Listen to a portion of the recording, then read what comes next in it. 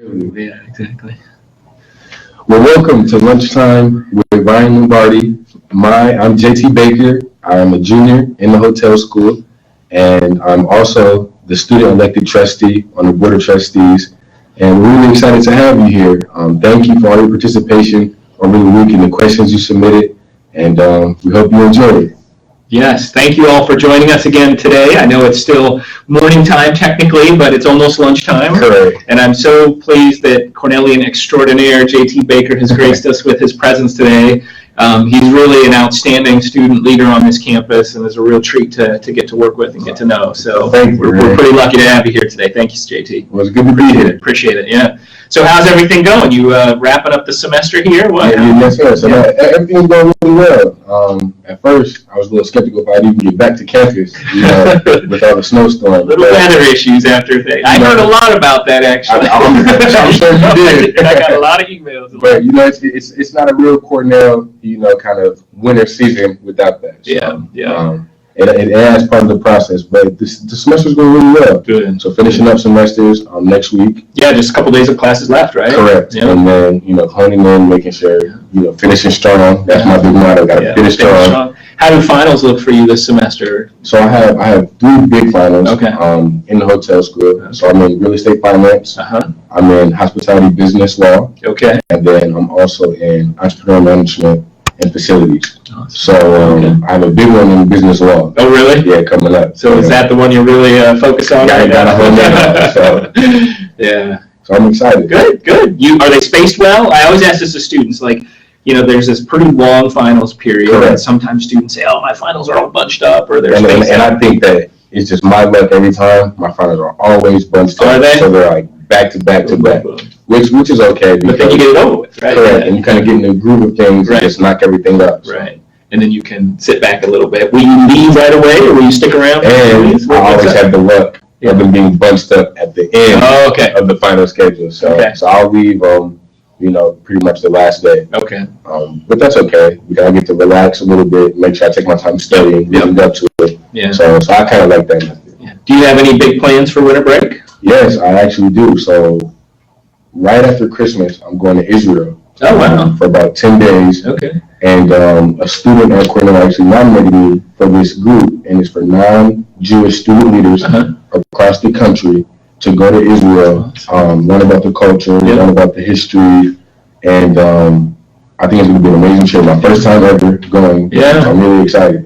So you said that's right after Christmas? Correct. In 10 days? In 10 days. That should be. I've known other student leaders who have done that before, and they've said it's been a really transformative experience. Okay, yeah, and that's what I've been hearing nonstop. So I'm really excited. Excited about that? Oh, unbelievable. Okay, good. And then when you're done there, you go back to Minnesota? You have other plans? Correct. Or are you doing this? So I'm going to go back to Minnesota, spend some time with mom and dad. Yep, good. They'll be grateful for that, right? Most definitely. Yeah. And then I may spend a week in Chicago right after the break.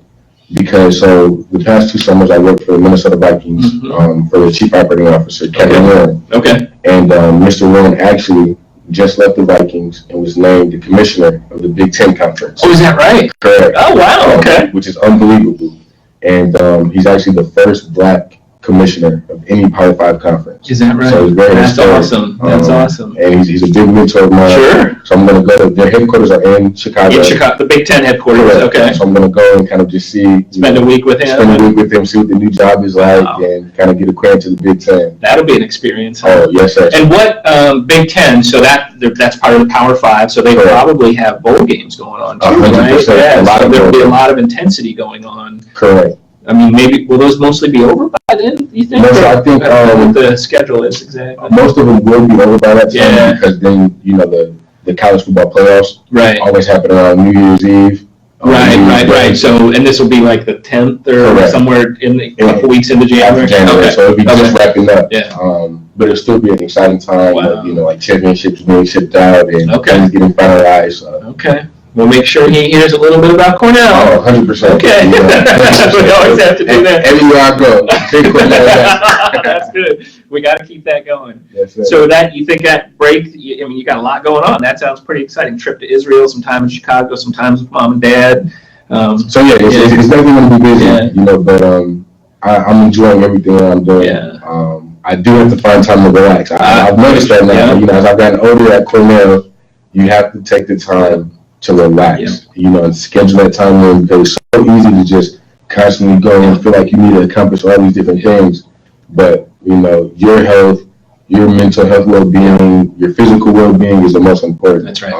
And in order to have that, you have to have time for yourself and just relax. So that was good advice, Cornelians. He knows what to do here. So interesting. I feel the same way. In fact, for the Thanksgiving break we just had, my family, we were planning to travel and get away a little bit for the break, not to go to see other family or anything, but as we were getting closer to it, I just said to my wife, I'm like, I just need some downtime. Correct. So we canceled our plans, and you know, the kids and my partner and I, my wife and I, we just hunkered down at the house for 4 days and just had some quiet time. My mother-in-law came down for Thanksgiving, and it was just what we needed. You know, you have to notice that though, and remind yourself to take a break when you do it. You don't always have to be moving. 100%, and it's hard sometimes, especially when you have a lot going on.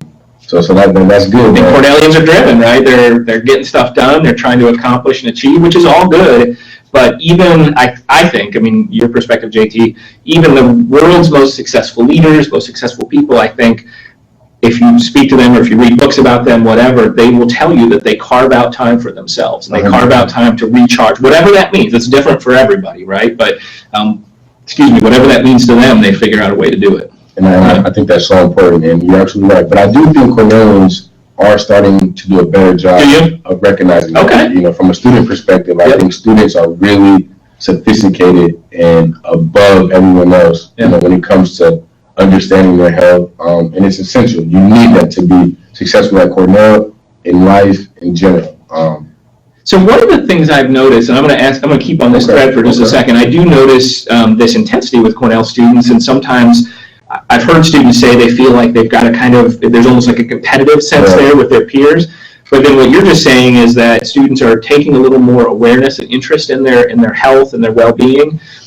Have we gotten to the point yet where students will kind of, I don't mean call out, but will say, hey man, you taking care of yourself, or you taking some time for yourself? Have we gotten there yet? Because I think that would help too, if at a peer-to-peer level, you know, students kind of look out for each other and give each other that advice to, you know, dial it back, take the weekend off, whatever it is. I mean, I say these things a lot with students, but peer-to-peer is kind of a different thing. Have we gotten there yet? Or I think so, 100%. Okay. And I think, good. We definitely can get better in the sense of being accountable for our own selves, of, you know, really making sure that we're taking the time. But students really do call each other out. You know, not necessarily call them out, but support them, be there for them, remind them. That's right. That's right. And I think I can attest to that personally, because just the amount of students and my friends, you know, who always reach out to me, you know, JT, are you taking the time to relax? You know, just watch some Netflix.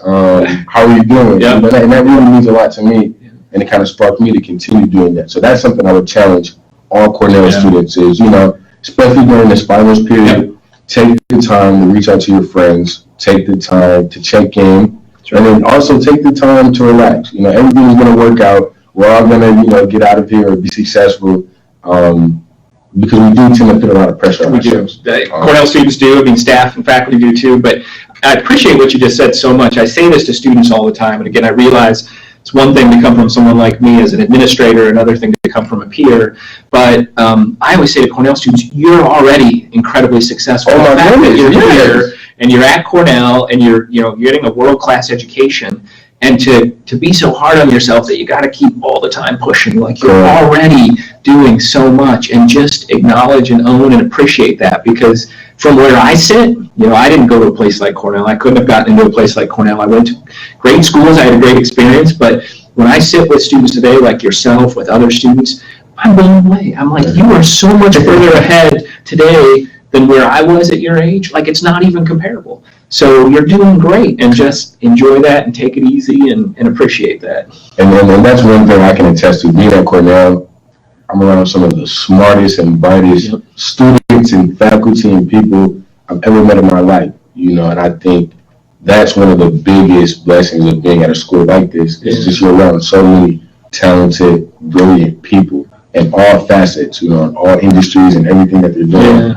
And I think we need to take the time to sit back sometimes and realize that of how special of a place we're in, and how special the people around us are, and kind of take that pressure off. Yeah, I agree. So you mentioned, I'm going to dig on something here. You mentioned a minute ago, take some time, watch some Netflix, do something like that. So I'm curious, is there any particular show, movie, series? And I think this was a question we got actually. What was your favorite holiday movie? Is there anything that comes to your mind? I have mine for sure, and I'll share that if folks want me to. But I'm curious if you have either a favorite holiday type or winter break movie or seasonal movie. 100%. Well, that's a hard one. Or something you're into on Netflix right now, or Prime Video, whatever I got two for you. So holiday movie, hands down, Home Alone. So all the Home Alone movies. All of them? All of them. Okay. All of them. I love Home Alone. Okay.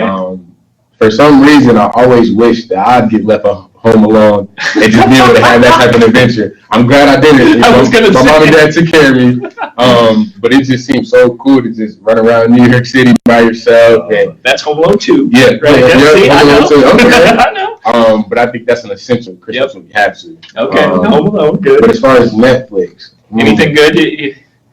So there's a show called Ozarks. Oh, I've watched those. There's 2 seasons of it. Correct. Yeah. Best show ever. You like it, huh? Love it. Okay. So that's what I recommend on Netflix. I am always trying to find good Netflix. I don't have a lot of time to watch TV, but my one time I do in the morning before I come to work, I usually try to do about a 5K on my treadmill in my basement, and that's what I do. 5K. You have to when you get old like me. You have to. So it's the only way that's so that, we were talking about taking care of yourself. That's my time to have a little bit of quiet time, a little bit of focus. And that's the time I watch Netflix, right? Really? Yeah. So I got to find these series in Netflix to keep my attention, because otherwise, running on a treadmill, you don't get the scenery, in my basement that you do if you're running around outside. So I'm on Narcos right now. I don't know if you've seen that. I'm watching that series. I love that too. It's pretty intense, so I have to admission, but that's actually good for running, right? Like 100%, yes. Because you look down and you're like, oh, I'm a mile in. All right. I'm doing okay. So, but my favorite holiday movie, I'll have to say, of all time, Home Alone is good, and we've already seen those coming on. My kids love it. I love it. I giggle still on the first one, the original. 100%. Yeah, the first one is absolutely the best one. The kind of culminating scene where I still laugh at the stuff so hard. But my favorite movie is probably Love Actually. Have you ever seen Love Actually? It's a really good movie, and it's not per se about the holidays, but it's set around the holidays. It's like a feel good. It's all about human relationships and dynamics and stuff. I don't even know how to explain it, but it's just a feel good movie. So I enjoy Love Actually. It gives me that time to reflect a little bit and slow down. It's not as funny or lighthearted, but it's a feel good, I think. So that's so important. Yeah. I actually have one question for you. Sure. So in Home Alone, there's a scene where he puts like the aftershave on his hands, and then he goes and he's straight. Yeah. So I've never shaved. So does that really burn when you do that? I always wondered that. Not the kind I use. Okay. But I imagine the kind he's using. That's old school aftershave, right? Okay. So that would burn. That's right. I imagine I use like an aftershave cream, so I put it on and it doesn't really sting. But I've heard that. I'm trying to actually remember my dad if he used that kind of stuff. But I imagine it would. Okay. I imagine it'd be a little intense. Okay. So that's my favorite part of the movie when he does that, and I just always wondered, like, does it really feel like that's that? like the Macaulay Culkin shot, right? 100%. Like that's like how he made his Home, that was it. That is Home Alone. Now he's my age or something like that. Yeah. Right? Or maybe not quite my age, but he's in his 30s probably or Correct. something. Yeah, he's still doing this. We're probably going to get in trouble, right, for speaking about someone famous and their trademark or something. We better dial it in. Yeah. Very good. So that's okay. So we talked about winter break. I think we've got a little bit of time left. Yeah. So we talked about winter break. We talked about holiday movies. We talked about end of semester.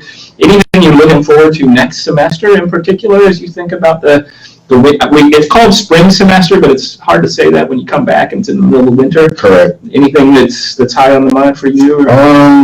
So this is, I think it goes for all Cornell students. Okay. We usually skip ahead of the few couple of weeks and months and go directly to kind of the real spring of it. Yep. That's what I'm really looking forward to. All right, yeah. I think campus is so beautiful during that time. As soon as it starts to fall and the weather starts, Correct. Okay. And then the energy on campus is just really vibrant. Yep. I'm really excited for that. I'm excited for Slope Day. Okay. Love Slope Day. Yeah, I guess they'll be starting to work on the acts or the performers, exactly. right? They just sent out a survey. Oh, really? Okay. Anyone, who would you prefer to have come? So hopefully we get someone really, really good. Anyone you're Well, I mean, so from a student perspective, what I want to talk about, we need to work on getting Drake. Getting Drake. That's kind of a big name. That's pretty big time. You might be a little expensive, but I would say so. We might have to look in a few things and make a couple calls and get Drake. Yeah, okay. I like the way you're thinking. Okay. I bet that would be one kind of slope day. That's for sure. I think so. And I think all the Cornelians would support Drake. So. I bet we'd have a lot of other people wanting to come from all over the country too to see Drake. 100%. He draws. I mean, it's a big audience, right? So definitely. So. Was that on the list, or no, I don't know? Okay. Drake was not on the list, so I don't want to get you in trouble there, all right? That's would be something else. So I'd love to see that. I find more and more as I get older that when the artists are announced for Slope Day, I don't always know who they are, right? Correct. Whatever. I have my bands that I followed when I was in college. Okay, so who do you listen to the most? Who would you say right now? Well, right now it's probably not, but like my college band, like when I was in college and grad school, was the Dave Matthews Band. Okay. So, I mean, they're still around. They're still touring. We saw them, my wife and I went and saw them this summer up in upstate New York. Okay. But that was the band that I listened to all the time. I do listen to a very eclectic amount of music. I like, you name it. So this morning on the car ride in, I was listening to some classic rock. I've got like Z100 on my Sirius. I'll have classical music. I'll have Dave Matthews has a dedicated channel in the summer. So when it's summertime around here and I'm out on the lake or something like that, got a lot of Dave Matthews going. So I'm all over the place. Yeah. So I was going to say, I often don't know if it's Drake. I would know, and so I'd be like, okay, I don't have to look that one up. Right? That's a big enough name. We better just put the whole Drake thing aside because we're putting a lot of pressure on the Slope Day committee, right? That's okay. If you need me help, I got you guys. This is the man to know. We will hook it up with the connections, huh? I'll try. I don't have connections to Drake. I feel like as Cornelius, we can put together a network.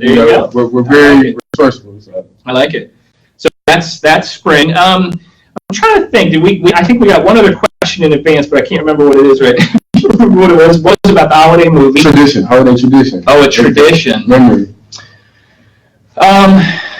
We don't really have a tradition per se. My parents moved to Florida about 5 years ago or so. So we now have a practice, my family, of going to see them after Christmas. So we celebrate Christmas in my house. And so usually a few days after Christmas, the kids and my wife and I will fly down to Florida for a few days. This year we're going for a whole week, which I'm excited about. It's a great place to get away from upstate New York in December, January. So last 4 or 5 years or so since my folks have lived down there, that's been kind of a tradition we've done. My kids are 9 and 12, so we still do a lot of fun little nuances around the house with the holiday and certain things like that. But nothing else in particular than that. I mean, we're real low-key family types. I mean, we like to have our time together, real special, quiet, just the four of us. So a lot of like Christmas Eve, Christmas Day is really just us. Like Christmas Day for us, I just want the kids to be able to stay in their jammies and play with whatever they got and like chill out, not have to worry about going anywhere or do anything like that. So that's our practice. But how about you? Any It's tradition? Actually really similar. Oh, is it? Okay. Yours. So I have a kind of a smaller family. Yep. I have 2 older parents, and I'm an only child. Okay. So it's just me, mom, and dad. At the crib chilling. So we stay, really low key. Yep. Enjoy the time with each other. And really relax. So my mom and dad owned a restaurant. And catering company. Yep. So in the restaurant industry, you're always working holidays, always working weekends. So it was always a tradition, to kind of help them work. So because their restaurant would be open. Correct. Yeah. So they would do a catering event for a Christmas party. Okay.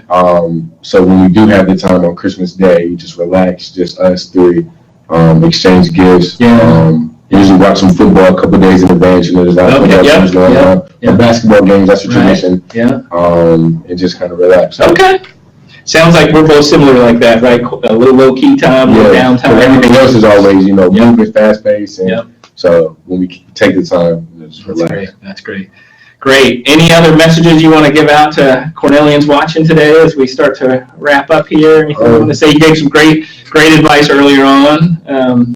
Yeah, definitely. I think just being kind to people. We're actually a really kind campus, but especially during this time, this climate, you know, in the world, during the holidays, with all this pressure, you know, just be nice to people and just take the time, ask them how their day is going, you know, do the little things, and, you know, please enjoy your break coming up, be safe, everyone get home safely, and come back, you know, ready to get back after. So. Yeah. Great message, great message. I'll just re-extend my message of gratitude. I sent one out a couple of weeks ago around this time, you know, my message of gratitude, and just express my gratitude to all the Cornellians out there, students especially. It's such an honor to support you and to serve you. It gives me so much joy and also gives me great hope for the future when I get to spend time with great Cornell students. I know we're in good hands, and while it may not always feel every day like the world's in the best place, or, you know, like you said, people are kind of mad at each other, things are divisive. As Cornellians, I think we can stay together, we can pull together, and we can appreciate what we have, and we can be kind to each other and be gracious with each other. I think that's a great message. And I wish everyone a really, really restful holiday break. Good luck on finals. Don't be too hard on yourselves, and have a great break. Sound good? Yeah, sounds great. Terrific. See you, everyone. See you in the new year. Bye.